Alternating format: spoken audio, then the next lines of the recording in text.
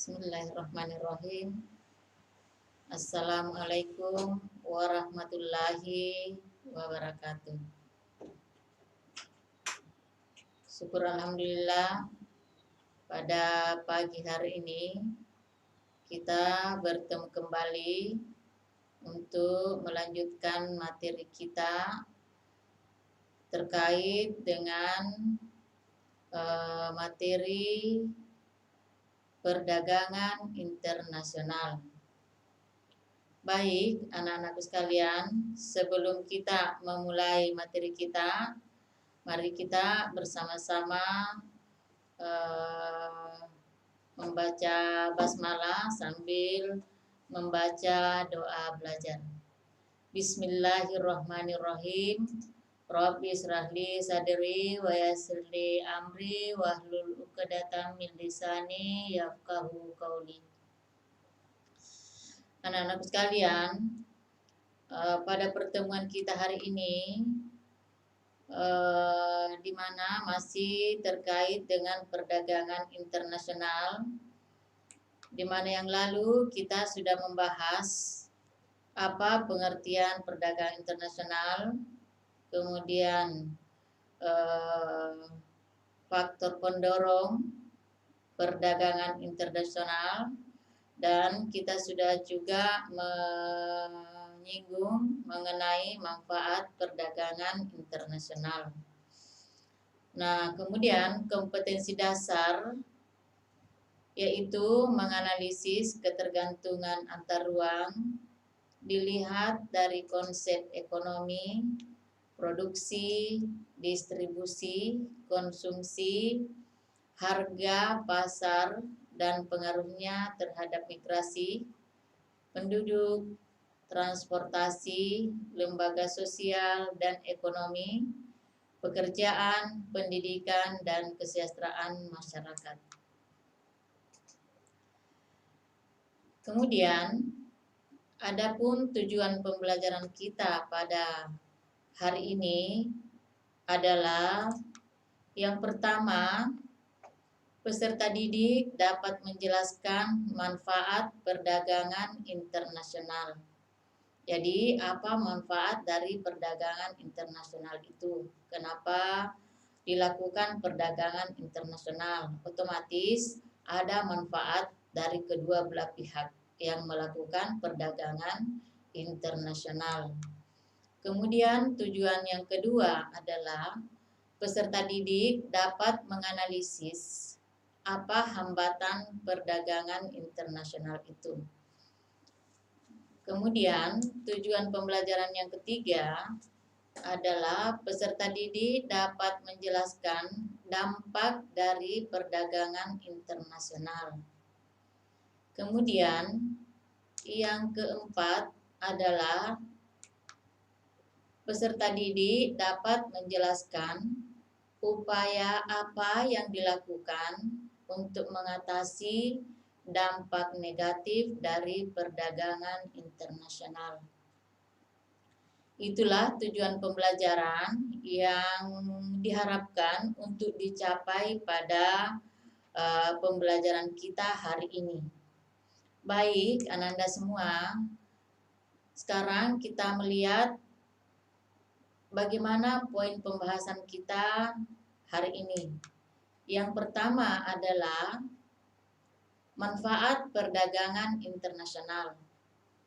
Nah, manfaat perdagangan internasional ini di mana yang lalu kita sudah membahas manfaat dari perdagangan internasional. Kemudian yang kedua, hambatan perdagangan internasional. Kemudian yang ketiga, dampak dari perdagangan internasional. Dan yang keempat adalah upaya apa yang dilakukan untuk mengatasi dampak negatif dari perdagangan internasional. Baik, Ananda semua, sekarang kita masuk pada apa manfaat dari perdagangan internasional. Nah, di dalam melakukan perdagangan otomatis ada manfaat yang kita harus ambil. Di mana yang lalu Saya yakin anak-anakku sekalian semua masih mengingat apa itu yang dimaksud dengan perdagangan internasional. Masih diingat apa pengertian dari perdagangan internasional? Nah, perdagangan internasional adalah kegiatan jual beli barang antar negara yang satu dengan negara yang lain. Nah, dengan melakukan perdagangan tersebut, otomatis ada manfaat yang bisa diambil. Nah, manfaat yang bisa diambil diantaranya adalah yang pertama adalah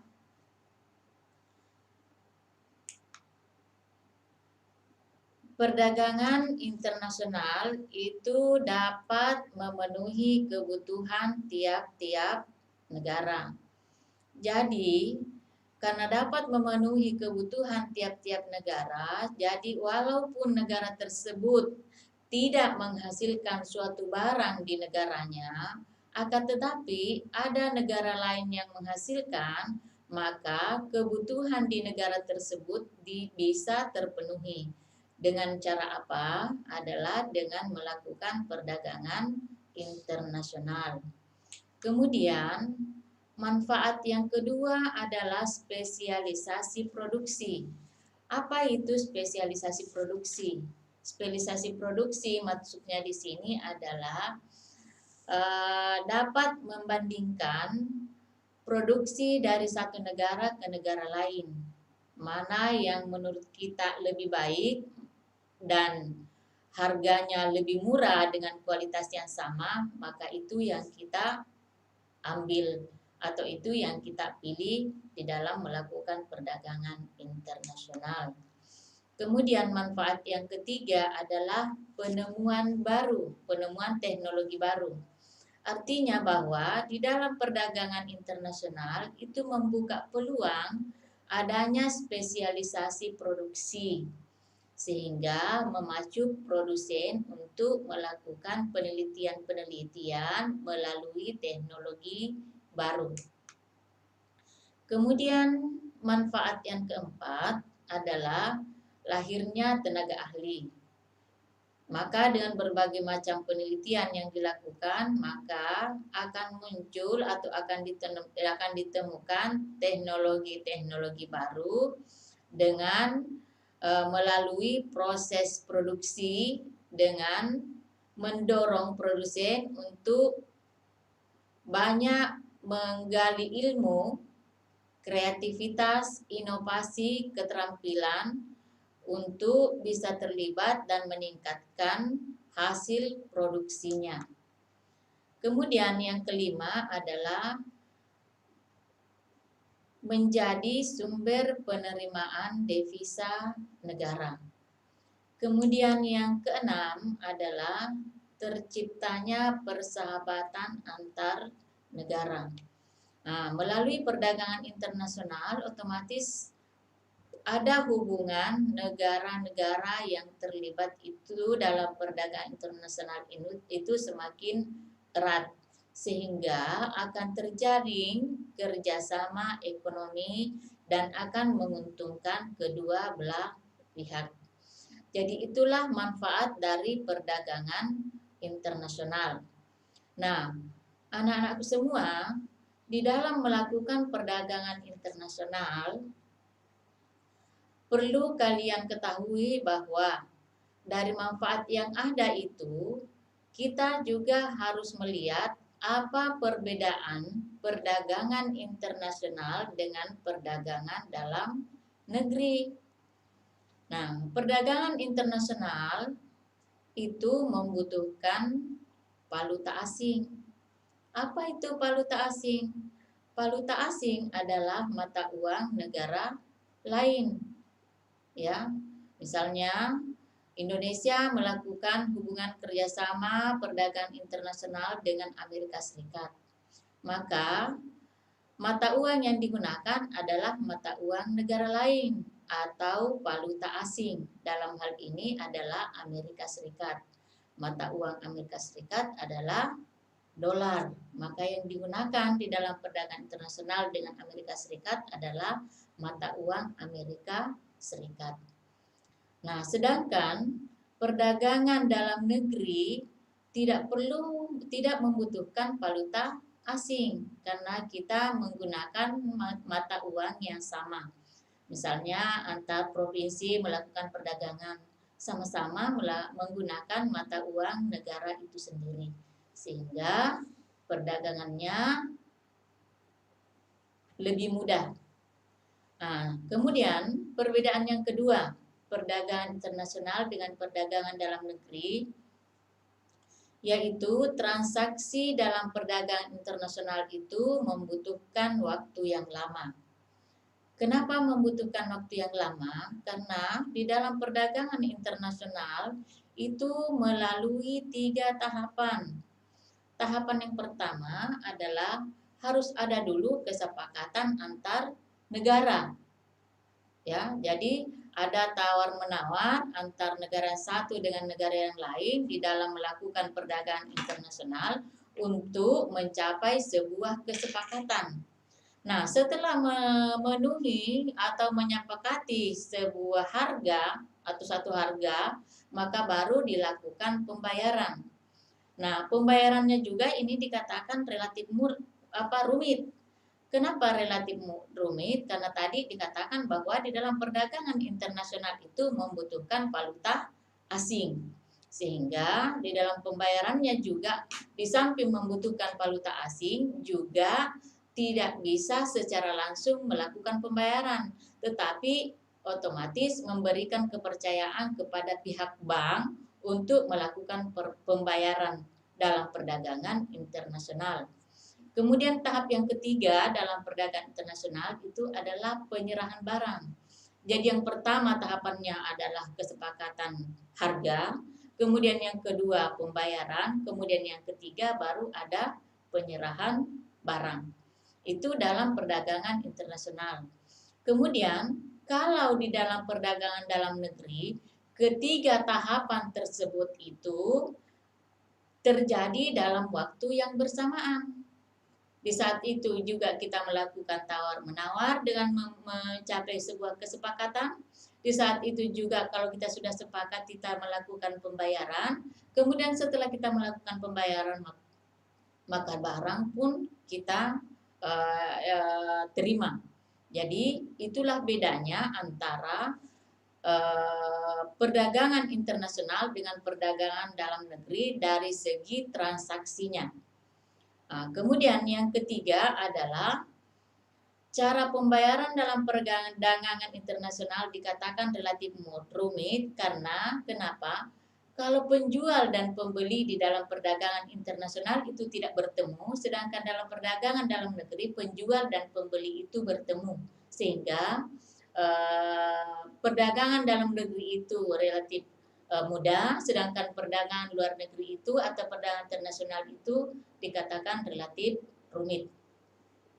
Kemudian yang keempat, perdagangan internasional itu masing-masing negara menerapkan kebijakannya, ya, masing-masing negara menerapkan kebijakan yang berbeda-beda antara satu negara dengan negara yang lain. Otomatis dilihat dari seberapa besar keuntungan yang diharapkan dari negara tersebut. Nah, sedangkan dalam perdagangan dalam negeri itu karena kebijakannya sama. Kebijakannya sama. Jadi tidak ada masalah di dalam hal kebijakan karena kebijakan yang ada itu kan hanya dalam satu negara sehingga kebijakan yang diterapkan itu hanya satu, apa yang diberlakukan dari negara tersebut. Nah, itulah perbedaan antara perdagangan internasional dengan perdagangan dalam negeri yang perlu Ananda juga ketahui. Nah, selanjutnya mudah-mudahan apa yang saya paparkan ini Ananda semua bisa memahami. Kemudian kita masuk pada hambatan perdagangan internasional. Ya, otomatis di dalam melakukan sebuah kegiatan perdagangan pasti terdapat yang namanya hambatan, ya. Nah, hambatan yang pertama di sini adalah mengarah kepada adanya regulasi atau aturan pemerintah yang membatasi, yang tujuannya adalah untuk membatasi perdagangan bebas. Sehingga untuk membatasi adanya perdagangan bebas ini, maka yang pertama diterapkan adalah tarif atau bea cukai, ya, tarif atau bea cukai. Kemudian yang kedua adalah kuota, ya. Kemudian yang ketiga adalah subsidi. Nah, sebelum saya jauh menjelaskan bagaimana itu tarif, bagaimana itu kuota, bagaimana itu subsidi, banyak juga hambatan-hambatan lain. Kalau yang ketiga ini hanya mengarah kepada regulasi atau peraturan pemerintah yang diberlakukan. Tetapi banyak pula hambatan-hambatan lain yang perlu kalian ketahui. Nah, hambatan-hambatan lain selain yang mengarah kepada regulasi yang ditetapkan pemerintah adalah yang pertama adalah hambatan dalam perdagangan internasional itu yang pertama adalah karena mata uang yang digunakan berbeda. Sehingga karena ada perbedaan mata uang antara satu negara dengan negara yang lain, maka di sini diberlakukan valuta asing atau mata uang negara lain. Nah, kemudian itu termasuk juga hambatan. Kemudian hambatan selain dari itu adalah kualitas sumber daya yang rendah, ya, kualitas sumber daya yang rendah. Kemudian yang ketiga, pembayarannya rumit atau berisiko, ya, namanya melalui bank tidak diminta biaya, namanya kesalahan bisa saja terjadi. Kemudian kebijakan dari suatu negara berbeda. Kemudian ada juga organisasi ekonomi regional yang menetapkan. Nah, sehingga karena ada organisasi regional yang menetapkan, sehingga pemerintah menerapkan kebijakan. Kebijakan yang pertama adalah tarif. Apa itu tarif? Kita lihat. Nah, tarif di sini adalah pajak yang dikenakan atas barang-barang impor.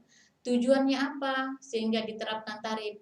Tujuannya adalah untuk membatasi impor barang dan jasa dari luar negeri demi untuk melindungi produsen dalam negeri. Ya, jadi kenapa diberlakukan tarif? Karena tujuannya seperti itu, untuk supaya produksi dalam negeri juga bisa terjual dengan baik. Jangan sampai kita lebih memilih produksi luar negeri ketimbang produksi sendiri, sehingga ini dibatasi di dalam mengimpor suatu barang untuk ke dalam negeri supaya barang dalam negeri juga bisa terjual atau bisa laku di pasaran. Kemudian yang kedua adalah kuota. Nah, kuota yang dimaksudkan di sini ada pembatasan kuota atau banyaknya yang bisa diimpor masuk ke dalam negeri. Tujuannya apa? Adalah sama dengan tadi, supaya barang yang ada di dalam negeri juga itu dan produsen di dalam negeri juga bisa mempersiapkan atau bisa berinovasi supaya jangan cuma barang dari luar negeri saja yang kita beli, ya, supaya kita melihat berapa kebutuhan dalam negeri dan misalnya beras. Berapa kebutuhan dalam negeri? Oh, produksi beras di Indonesia sekian. Nah, kalau sekian berarti kita hanya kurang sekian dari jumlah penduduk yang ada di Indonesia. Jadi kita hanya untuk memenuhi misalnya jumlah penduduk sekian, maka yang produksi beras di Indonesia sekian. Maka yang kita produksi dari luar negeri hanya sekian. Tidak boleh melebihi. Supaya apa? Supaya produksi dalam negeri juga bisa jual dengan baik. Nah, kemudian berikutnya adalah subsidi. Subsidi adalah bantuan pemerintah untuk produsen lokal yang dihasilkan dari pajak. Kemudian di sini perlu juga dipahami di sini bahwa di dalam perdagangan internasional itu alat pembayaran yang digunakan itu adalah ada namanya tadi valuta asing atau biasa juga dikenal dengan nama devisa. Nah, devisa yang dimaksud dengan devisa atau valuta asing, ya. Jadi perlu Ananda semua ketahui bahwa devisa itu sama dengan valuta asing. Devisa artinya mata uang yang diterima oleh dunia internasional atau dan berfungsi sebagai alat perdagangan sebagai alat pembayaran dalam perdagangan internasional. Jadi devisa atau valuta asing. Ibu ulang, devisa atau valuta asing. Nah, atau mata uang yang diterima oleh dunia internasional. Dan digunakan sebagai alat pembayaran dalam perdagangan internasional. Nah, kemudian tadi juga dikatakan bahwa menjadi sumber penerimaan devisa. Nah, ini perdagangan internasional kenapa dikatakan sebagai sumber penerimaan devisa? Karena otomatis devisa ini dibutuhkan oleh setiap negara yang melakukan transaksi internasional. Nah, kemudian ada beberapa sumber-sumber devisa negara, ya.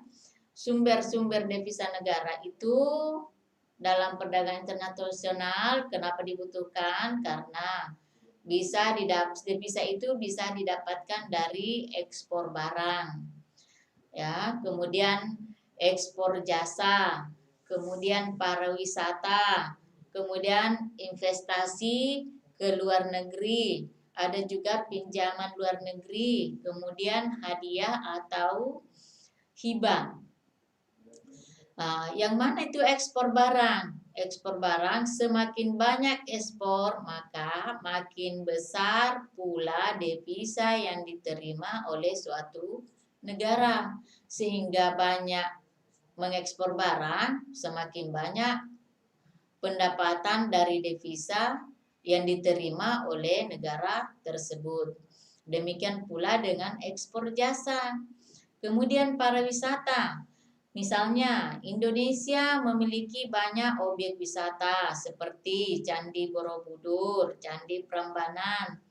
Banyak negara menarik minat para wisatawan asing untuk berkunjung ke Indonesia. Ini juga merupakan sumber devisa negara. Kemudian investasi ke luar negeri, kemudian pinjaman luar negeri dalam rangka membiayai pembangunan dalam negeri. Kemudian ada juga berupa hadiah atau hibah. Misalnya Indonesia sering menerima hadiah atau hibah dari negara lain yang merupakan bisa itu berupa barang ataupun jasa.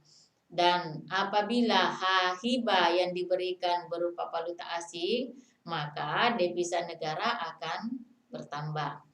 Kemudian, kemana devisa negara itu digunakan? Nah, devisa negara itu digunakan, penggunaannya adalah untuk membayar impor barang dan jasa. Itu yang pertama. Kemudian yang kedua, membayar cicilan utang dan bunga pinjaman luar negeri.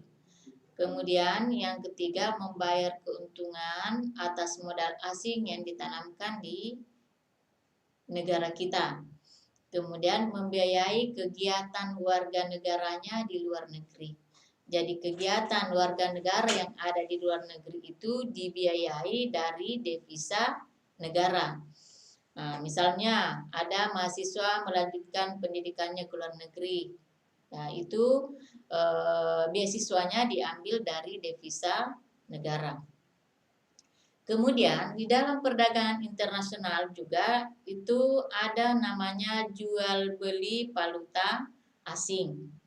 Jual beli valuta asing ini otomatis di mana kita ketahui bahwa pada perdagangan internasional ada pihak penjual dan ada pihak pembeli. yang berbeda tempatnya antar satu negara dengan negara yang lain dan menggunakan mata uang yang berbeda.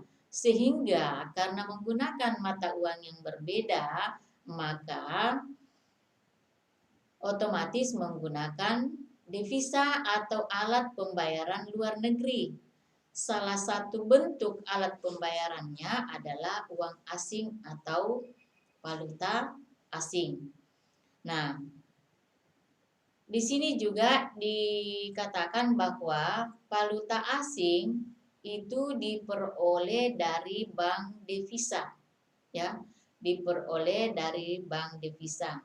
Dan di dalam menukarkan pembeli, di mana di sini pembeli harus menukarkan valuta asing yang dimiliki dengan valuta asing yang dibutuhkan, dan ini menggunakan kurs, ya, kurs, atau ada namanya kurs beli dan ada namanya kurs jual, dan ada namanya menerapkan dua nilai kurs, kurs jual dan kurs beli. Nah, itu yang dilakukan di dalam jual beli valuta asing. Nah, sehingga itulah semua hal-hal yang perlu diketahui di dalam perdagangan internasional dengan berbagai macam hambatan yang dihadapi, tetapi dari hambatan-hambatan itu otomatis di lain pihak ada manfaatnya atau ada keuntungan yang didapatkan dari negara tersebut. Nah, kemudian yang ketiga adalah di dalam melakukan perdagangan internasional itu otomatis ada dampaknya. Dampaknya di sini selalu ada dua yang beriringan. Ada dampak negatif dan ada dampak positif. Nah, dampak negatifnya kita ambil manfaatnya, dampak positifnya kita ambil manfaatnya, kemudian dampak negatifnya kita berupaya bagaimana mengatasinya. Nah, kita lihat bagaimana dampak positif dari perdagangan internasional. Dampak positif yang pertama adalah devisa negara bertambah. Seperti tadi Ibu sudah jelaskan apa itu devisa negara, ya. Nah, kemudian yang kedua, kebutuhan masyarakat terpenuhi dengan baik. Nah, artinya apa? Bahwa walaupun negara tersebut tidak menghasilkan, misalnya kita ambil contoh Indonesia. Indonesia kalau kita pikir tiap hari kita makan kue. Kue itu terbuat dari tepung terigu. Tepung terigu terbuat dari gandum. Tapi kalau kita melihat negara Indonesia itu tidak menghasilkan gandum. Tetapi kebutuhan masyarakat bisa terpenuhi. Nah, ini melalui apa? Otomatis melalui perdagangan internasional. Nah, itulah dampak positifnya. Kebutuhan masyarakat bisa terpenuhi dengan baik. Nah, selanjutnya dampak positif yang ketiga adalah produktivitas perusahaan meningkat.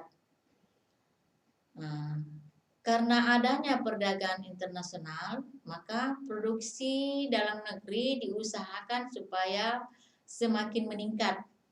Tujuannya apa? Adalah kita bisa melirik negara lain dan kita mengupayakan bagaimana kemampuan sumber daya alam kita maksimalkan yang tidak dimiliki oleh negara lain.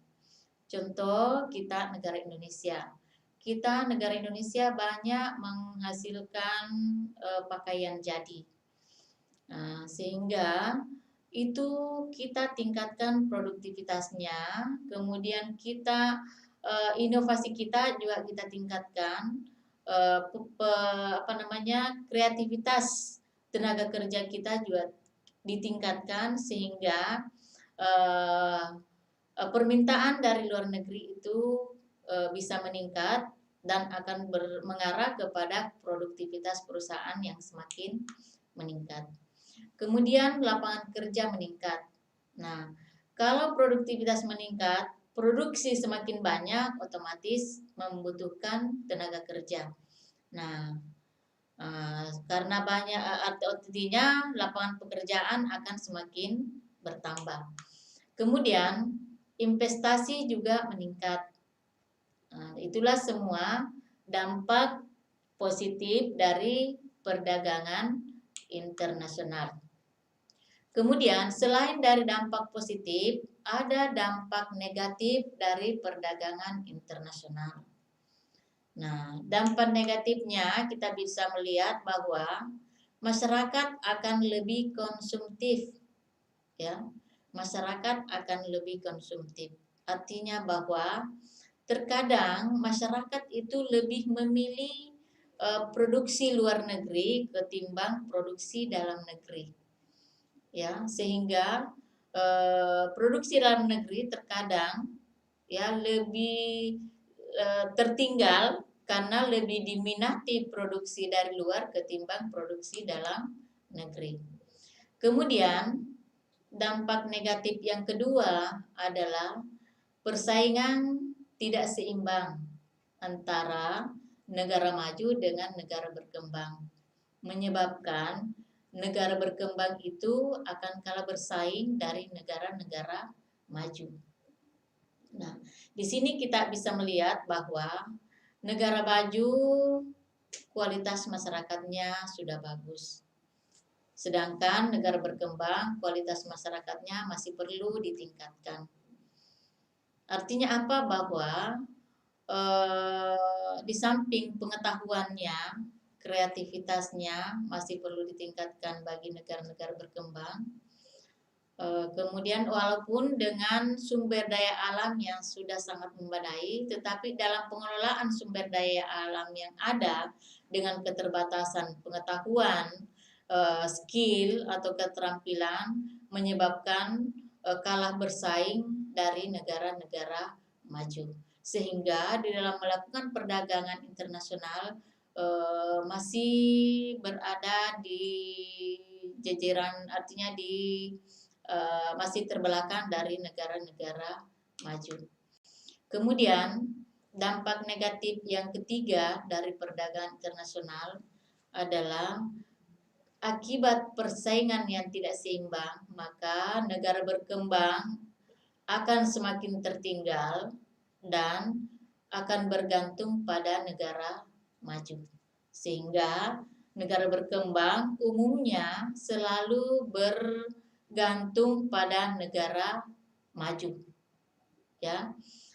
Sehingga dengan adanya selalu bergantung kepada negara maju, sehingga terkadang produktivitas dalam negeri semakin, artinya kurang meningkat.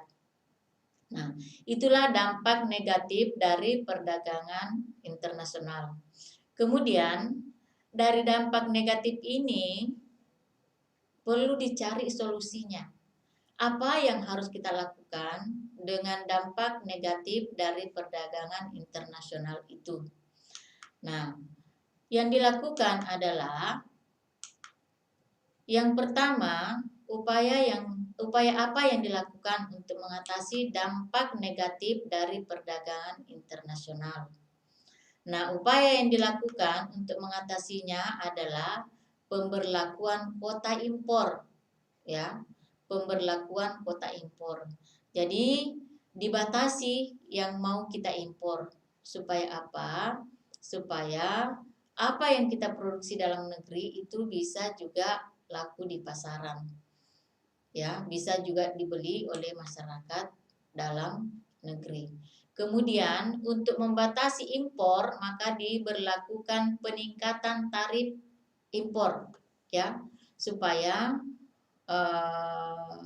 membatasi kota impor untuk masuk ke dalam negeri. Karena kenapa dibatasi? Karena biaya tarifnya itu tinggi, sehingga produksi dalam negeri itu bisa juga diminati oleh masyarakat. Karena yang tersedia di pasaran hanya produksi dalam negeri, karena sudah dibatasi produksi yang dari luar. Kemudian yang ketiga adalah meningkatkan profesionalisme sumber daya manusia melalui perbaikan sistem pendidikan nasional. Nah, ini sumber daya manusia kita ini perlu ditingkatkan.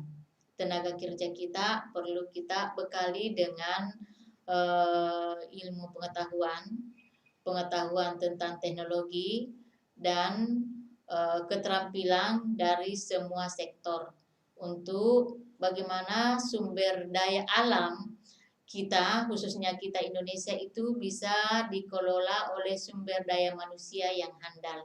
Sehingga perlu dibekali sumber daya manusia kita atau tenaga kerja kita perlu dibekali dengan ilmu pengetahuan. Kemudian lahirnya tenaga ahli. Setelah dibekali tenaga kerja kita dengan ilmu pengetahuan dan teknologi, maka otomatis akan lahir tenaga ahli di bidangnya. Nah, kemudian yang kelima adalah meningkatkan iptek atau ilmu pengetahuan dan teknologi baik di bidang produksi, informasi, komunikasi, dan transportasi.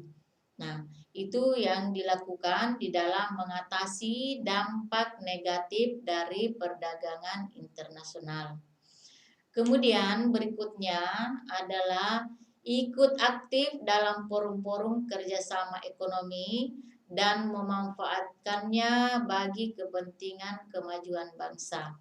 Nah, seperti kita Indonesia ini sudah banyak melakukan forum kerjasama ekonomi, baik itu dengan kerjasama ekonomi di bidang pertanian, di bidang perdagangan, seperti kerjasama Indonesia dengan Singapura atau kerjasama Indonesia dengan Filipina, di mana kita tahu bahwa di Filipina itu ada kerjasama Indonesia di bidang benih padi, di mana setiap benih-benih unggul itu diteliti di Filipina, sehingga benih-benih unggul padi itu sudah bisa diproduksi di Indonesia, benih-benih yang unggul yang sudah diteliti di Filipina. Jadi sudah banyak melakukan forum-forum kerjasama ekonomi yang tujuannya adalah untuk meningkatkan pengelolaan sumber daya alam yang ada di Indonesia demi kepentingan kemajuan bangsa. Kemudian berikutnya adalah melakukan penyempurnaan lebih lanjut dalam rangka deregulasi dan debirokrasi di segala bidang secara efektif dan efisien. Jadi apa yang kurang itu dievaluasi kemudian disempurnakan, apa yang menjadi hambatan itu diperbaiki kemudian dicari solusinya, yang masih mempersulit dicari solusinya supaya lebih memudahkan. Tujuannya adalah supaya semuanya bisa berjalan secara efektif dan efisien. Kemudian pembangunan moral bangsa dengan menanamkan solidaritas sosial dan nasionalisme yang kuat di bidang ekonomi dan politik. Nah, itulah yang Ibu bisa paparkan terkait dengan manfaat perdagangan internasional, kemudian hambatan perdagangan internasional, dampak dari perdagangan internasional, kemudian upaya yang dilakukan di dalam mengatasi dampak negatif dari perdagangan internasional. Selanjutnya, Ananda semua setelah menyimak materi dari apa yang Ibu paparkan hari ini, mudah-mudahan bisa dipahami. Silahkan ada tugas individu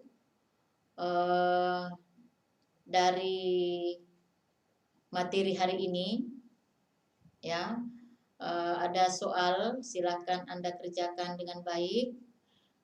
Simak baik-baik materi yang Ibu sudah paparkan. Boleh juga Anda mencari referensi-referensi lain supaya bisa menjawab dengan benar, dengan tuntas.